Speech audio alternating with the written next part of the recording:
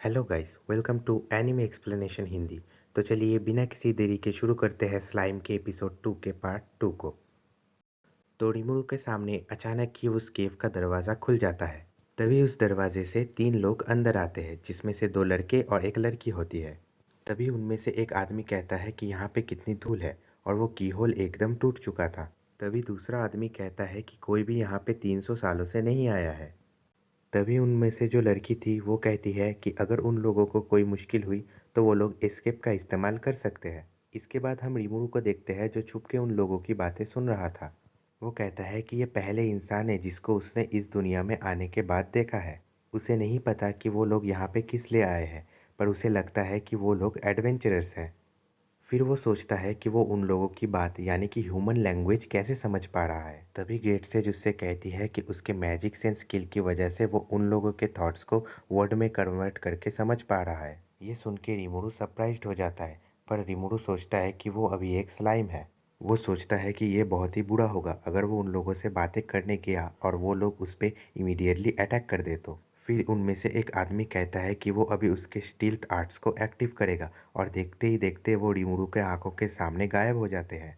ये देख के रिमुरु बहुत ही हैरान हो जाता है क्योंकि वो लोग पूरी तरह से गायब हो चुके थे और सिर्फ जमीन पे पड़े हुए धूल की वजह से उन लोगों के पैरों के निशान दिख रहे थे। और वो कहता है कि जिसने वो स्टील्थ स्किल यूज किया था वो उससे बाद में दोस्ती करेगा। इसके बाद रिमुरु उस गुफा की एंट्रेंस के थ्रू बाहर चला जाता है। तभी उनमें से वो लड़की कहती है कि उसने किसी मॉन्स्टर को सेंस किया है और फिर वो कहती है कि शायद ये उसकी इमेजिनेशन होगी। बाहर आने के बाद रिमुरु कहता है कि उसने कितने समय बाद सूरज की रोशनी देखी है और वेल्डोरा को कंज्यूम करने के बाद अब तक उसको वेल्डोरा का कोई साइन नहीं मिला है। फिर वो कहता है कि नेक्स्ट टाइम वेल्डोरा से मिलने से पहले उसको बहुत सारी फनी स्टोरीज बनानी पड़ेगी। इसके बाद अचानक ही रिमुरु के सामने बहुत सारे गॉब्लिन्स अपीयर होते हैं, जहाँ पे उन गॉब्लिन्स के एक्सप्रेशन को देख के हम समझ पाते हैं कि वो लोग बहुत ही डरे हुए थे। और ये देख के रिमुरु सोचता है कि वेल्डोरा को बताने वाली स्टोरीज में से एक उसको ऑलरेडी मिल चुकी है।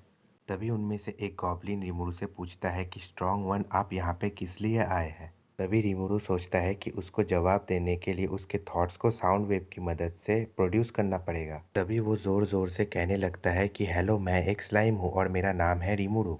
फिर हम देखते हैं कि उसका साउंड वेव इतना पावरफुल होता है कि वो सभी गॉब्लिन जमीन पे गिर जाते हैं। इसके बाद सभी गॉब्लिन्स रिमुरु के सामने झुक जाते हैं और कहते हैं कि उन लोगों को पता है कि रिमुरु कितना स्ट्रांग है, तो वो लोग रिमुरु को उसकी आवाज़ कम करने को कहते हैं। फिर वो पूछता है कि उन लोगों को रिमुरु से क्या चाहिए। फिर वो गॉब्लिन कहता है कि उन लोगों ने एक पावरफुल मॉन्स्टर को सेंस किया था, जिसकी वजह से वो लोग यहाँ पे चेक करने के लिए आए थे। रिमुरु कहता है कि उसने ऐसे किसी मॉन्स्टर को सेंस नहीं किया है। तो वो गॉब्लिन कहता है कि वो लोग रिमुरु के बातों से बुद्धू नहीं बनने वाले, जहाँ पे रिमुरु समझ पाता है कि वो लोग उसके बारे में ही बातें कर रहे थे। वो लोग कहते हैं कि रिमुरु के पावर को विटनेस करने के बाद अब वो लोग रिमुरु से एक हेल्प चाहते हैं। इसके बाद वो गॉब्लिन्स रिमुरु को अपने विलेज में लेके आते हैं। उस विलेज का हाल अच्छा नहीं था, जिसको देख के रिमुरु सोचता है कि वेल्डोरा इसको एक ही झटके में उड़ा सकता है।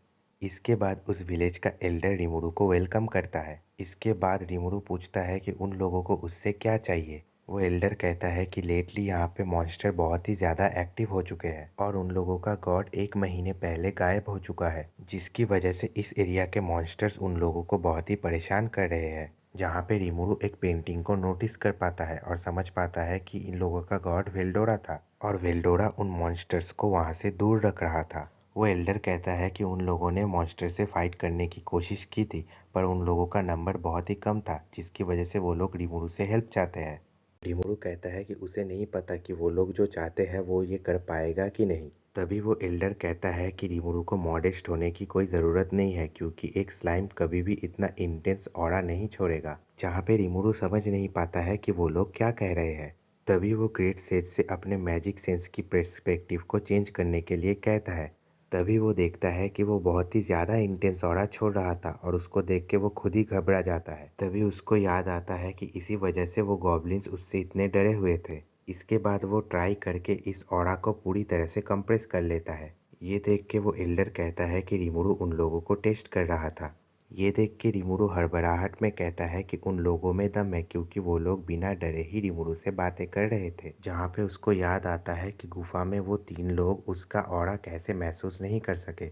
इसके बाद वो एल्डर बताता है कि वुल्फ मॉन्स्टर जिनको डायरवुल्व्स कहा जाता है उन लोगों के ऊपर ईस्ट की तरफ से हमला किया था, जहाँ पे बहुत सारे गॉब्लिन्स बैटल पे मारे गए थे क्योंकि डायरवुल्व्स गॉब्लिन से बहुत ही ज्यादा पावरफुल होते हैं। एंड एक डायरवुल्फ को मारने के लिए 10 से भी ज्यादा गॉब्लिन्स लगते हैं और उन गॉब्लिन में से एक नेम वाला वॉरियर भी था जो उन लोगों का गार्डियन था, पर वो वॉरियर भी मारा गया था जिसकी वजह से उन लोगों का विलेज धीरे धीरे खत्म हो रहा है। इसके बाद वो एल्डर कहता है कि वहाँ पे टोटल 100 डायरवुल्व्स है, जहाँ पे रिमुरु पूछता है कि गॉब्लिन्स के पास कितने हैं, तो वो एल्डर कहता है कि फीमेल्स को मिला के टोटल 60 लोग हैं जो फाइट कर सकते हैं। और जो वॉरियर मारा गया था वो उस गॉब्लिन एल्डर का बेटा था और पास ही बैठे हुए गॉब्लिन का बड़ा भाई।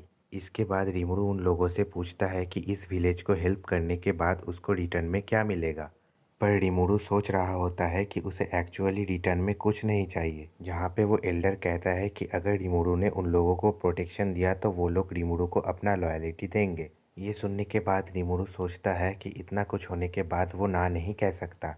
और तभी एक डायरवुल्फ को दिखाया जाता है जो कि चट्टानों के ऊपर हाउल कर रहा था और ये देख के सभी गॉब्लिन्स बहुत ही डर जाते हैं। सभी गॉब्लिन्स में पैनिक शुरू हो जाता है और वो लोग सोचते हैं अब वो मारे जाएंगे। फिर गॉब्लिन एल्डर और उसका बेटा आके सभी लोगों को शांत करवाने की कोशिश करता है। तभी रिमुरु बाहर आके कहता है कि वो सभी एक साथ मिलकर डायरवुल्व्स को हराएंगे। एंड अभी स्टॉर्म ड्रैगन वेल्डोरा के एब्सेंट में वो यानी कि रिमुरु टेम्पेस्ट सभी की विश पूरी करेगा। तभी वो सभी गॉब्लिन रिमुरु के सामने झुक के उसको थैंक यू कहते हैं और कहते हैं कि आज से वो लोग ग्रेट रिमुरु के लॉयल सर्वेंट्स हैं। एंड ऐसे ही रिमुरु उन गॉब्लिन्स का लीडर एंड गार्डियन बन जाता है और एपिसोड 2 की कहानी यहीं पे खत्म हो जाती है।